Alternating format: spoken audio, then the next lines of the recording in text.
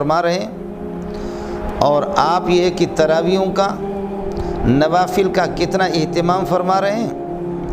یہ بالکل واضح بات ہے۔ اور امت مسلمہ کو اس وقت سے لے کر اب تک 1400 برس گزر چکے، 15ویں صدی شروع ہونے والی ہے، اور اتنے دور تواتر کے ساتھ، تواتر الطبقہ اور تواتر عملی، تواتر کے ساتھ تراویحوں کا اہتمام ہوتا رہا ہے۔ صحابہ نے اس کا اہتمام کیا۔ حرمین میں کبھی بھی 8 رکعتیں تراویحوں کا 8 رکعتیں تراویح پڑھی گئی ہو، یہ کبھی بھی اس کی تاریخ میں بھی نہیں ہے۔ ترمذی جلد اول کے اندر امام شافعی رحمۃ اللہ علیہ فرماتے ہیں کہ جب سے میں نے ہوش سنبھالا ہے اور اپنے شہر مکے میں، بلد حرام میں مکے میں نے لوگوں کو دیکھا ہے کہ 20 رکعتیں تراویح وہ ضرور پڑھتے ہیں۔ ترویحۃ عربی میں کہتے ہیں 4 رکعت کے بعد بیٹھ کر کے تھوڑی سی دعائیں اور ذکر و اذکار کا اہتمام کرتے ہیں، یہ ترویحۃ ہوتا ہے۔ 8 رکعت کے بعد ترویحتان، 12 رکعت ترویحات، 16 اور 20 اس کو کہتے ہیں تراویح۔ وہ لوگ جو کہ کہتے ہیں 8 رکعت اور اس پر لفظ تراویح کا استعمال کر کے اطلاق کرتے ہیں، خدا جانے ایسے ہی لگتا ہے کہ نہ ان لوگوں نے عربی علوم پڑھی ہے، نہ عربیت سے اور گرامر سے ان کو کوئی واقفیت ہے، نہ انہوں نے قرآن و سنت کو دیکھا ہے۔ تراویح کہتے بھی ہے اور ادھر سے کہتے کہ 8، اور امت کو، عام طبقہ کو اس طریقہ پر تشویش میں اور پریشانی میں مبتلا کرنا کہ بخاری میں ہے، بخاری کا نام لے کر کے، بخاری میں ہے کہ ما کان یزید، حضرت عائشہ کی روایت ہے کہ ما کان یزید فی رمضان ولا فی غیری علی 11 رکعتاً، کہ پیارے پیغمبر صلی اللہ علیہ وسلم رمضان اور غیر رمضان میں 11 رکعت سے زیادہ نہیں پڑھتے تھے۔ میں نہیں سمجھتا حافظ شیئا وغابت عنک اشیاء کہ ایک صفحہ کی حدیث آپ کو مل گئی، اور بخاری جو کہ عربی صفحات میں ہزاروں صفحات کی کتاب ہے، بخاری کے اندر احادیث مرفوع بھی ہے، موقوفہ بھی ہے، مقطوع بھی ہے۔ ایک روایت آپ نے دیکھی اسی بخاری میں ایک جگہ نہیں، 3-4 جگہوں میں یہ روایت ابن عباس کی کہ رات کو آپ صلی اللہ علیہ وسلم اٹھے بقول آپ کے کہ تہجد اور تراویح ایک ہے۔ اگر کوئی آپ سے پوچھے کہ تہجد اور تراویح ایک ہے تو اللہ کے لیے یہ بتا دو کہ تراویح کا ثبوت قرآن سے ہے۔ کوئی مولوی اس کے لیے تیار نہیں ہوگا۔ میں اہل حدیث حضرات کو خطاب نہیں کر رہا ہوں، اہل حدیث قربان جاؤ مولانا احسان الہی ظہیر رحمۃ اللہ علیہ پر، اور اہل حدیث عبدالستار محدث دہلوی جیسے حدیث کو جاننے والے جو محدثین تھے، سید نذیر حسین، ان کو نہیں کہہ رہا ہوں، اس طبقے کو کہہ رہا ہوں کہ اللہ کرے کہ مجھے اور آپ کو آپس میں بٹھا دے، خدا ہماری حکومتوں کو توفیق دے دے کہ آپ جیسوں کو میرے ساتھ بٹھا دے اور کچھ علماء بیٹھ جائیں، پھر دیکھ لیں۔ ما کان یزید فی رمضان ولا فی غیری علی 11 رکعتاً، یہ روایت تو ہے ابن عباس کی، یہ روایت بھی ہے کہ رات کو آپ اٹھے بقول آپ کے تہجد اور تراویح ایک ہے۔ فصلی رکعتین ثم صلی رکعتین ثم صلی رکعتین ثم صلی رکعتین ثم صلی رکعتین ثم صلی رکعتین ثم اوتر، 6 مرتبہ صلی رکعتین 12 رکعت بھی ہے۔ تو یہ پیکج اور یہ سہولت، یہ راحت پسندی آپ نے یہ چوری کہاں سے کی؟ اور اس روایت کا مقصد کیسے سمجھا کہ 8 ان میں سے تہجد ہے اور 3 ان میں سے وتر ہے؟ یہ جو 12 رکعت کا صراحتاً بخاری کے اندر موجود ہے تہجد، تو نہ اہل حدیث ہے، نہ شافعی ہے، نہ مالک ہے، نہ حنبلی ہے، نہ حنفی ہے، نہ تو حدیث کو جانتا ہے، نہ تو نے بخاری کی شکل بھی دیکھی ہے۔ اور ابھی مجھے کوئی سنا رہا تھا بخاری یہ بھی محدث بنا ہوا، اتبان بن مالک کی روایت، فغدا رسول اللہ صلی اللہ علیہ وسلم و ابی بکر کوئی تیرے قریب ہو نہ تجھے بتا دے کہ وہ ابی بکر اس کو پڑھا جائے گا۔ اگر تراویح اور تہجد یہ دونوں کے دونوں ایک ہے تو تہجد کا ثبوت تو قرآن سے وَمِنَ اللَّيْلِ فَتَهَجَّدْ بِهِ نَافِلَةً لَكَ،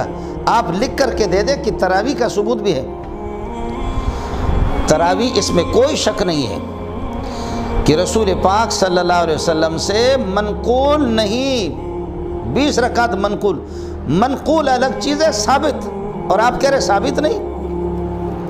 ثابت الگ چیز ہے، منقول الگ چیز ہے۔ میری گزارش ہوگی آپ سے تو تراویح مال جماعت کے ساتھ فی جمیع رمضان، پورے رمضان میں تراویح، چل تو 8 اگر مان لے، 8 اگر مان لے، لیکن پورے رمضان میں جماعت کے ساتھ، یہ بھی تو نبی سے ثابت نہیں۔ جماعت کے ساتھ پورے رمضان میں عشاء کے بعد متصلاً 1،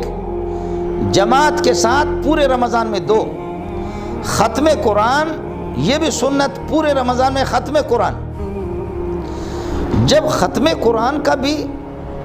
قرآن بھی منقول نہیں، لیکن یاد رہے کہ میں ثابت نہیں کہہ رہا ہوں، ثابت کا لفظ استعمال نہیں کر رہا، منقول کی بات کر رہا ہوں۔ ختم قرآن آپ سے منقول نہیں،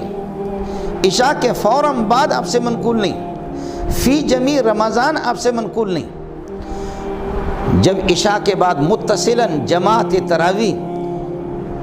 متصلاً عشاء کے بعد یہ چیز، اور جماعت کے ساتھ پورے رمضان میں ما ختم القرآن، یہ 3-4 چیزیں، یہ کہاں سے ثابت ہے؟ اس کو تو آپ بھی مانتے ہیں کہ فی جمیع رمضان تراویح ہوگی، چلو 8، اور تو پورے رمضان میں۔ تو نبی سے جب آپ بتا رہے ہیں کہ 3 رکعتیں حضرت نے 3 راتیں آپ صلی اللہ علیہ وسلم نے پڑھائی ہے، تو پھر پورے رمضان میں ختم القرآن نبی سے ثابت کر کے آپ دے دیں، آپ نقل کر کے بتا دیں۔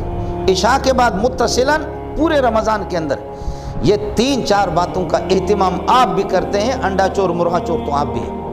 جب یہ باتیں لازمی طور پر مجبور ہو کر کے آپ کو کہنا پڑے گا، اس کا ثبوت امت سے ہے، صحابہ سے ہے۔ جب صحابہ سے اس کا ثبوت ہے تو 20 رکعت بھی صحابہ سے ثابت ہے، یہ حضرت عمر سے ثابت ہے۔ پھر ہر چیز کو، مجھے یہ اللہ کی ذات سے کبھی امید ہے،